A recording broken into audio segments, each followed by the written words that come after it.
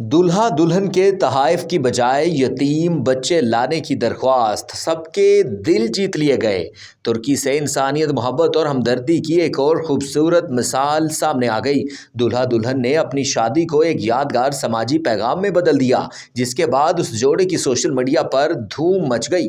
गैर मुल्की media reports के मुताबिक तुर्की के दूल्हा दुल्हन मोहम्मद और फातिमा ने अपनी शादी के मौका पर मेहमानों को कीमती तोहफे या जेवरात से मना करते हुए एक मुनफरिद दरख्वास्त की है। उन्होंने कहा कि हर मेहमान अपने साथ एक यतीम बच्चे को लेकर आए। इस अनोखे और इंसान दोस्त फैसले के नतीजे में शादी की तकरीबात में दर्जनों यतीम बच्चों ने शिरकत की।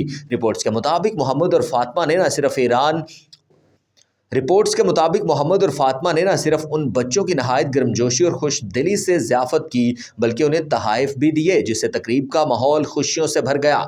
उन बच्चों के चेहरों पर मुस्कुराहटें बिखर गई। मेहमानों की जानिब से लाए गए तोहफ़े भी उन यतीम बच्चों में तकसीम कर दिए गए, जिसने उनकी खुशियों को दोबाला कर दिया। दूल्हा मोहम्मद का इस मुसर्रत के मौका पर कहना था कि वो चाहते थे कि ये तकरीब आम शादियों जैसी तकरीब ना बने, इसलिए उन्होंने फातिमा के साथ मिलकर ये मंसूबा बनाया और अपने कई करीबी रिश्तेदारों को भी इस मंसूबे में शामिल किया, जिन्होंने इस दरख्वास्त को कबूल किया। इस तकरीब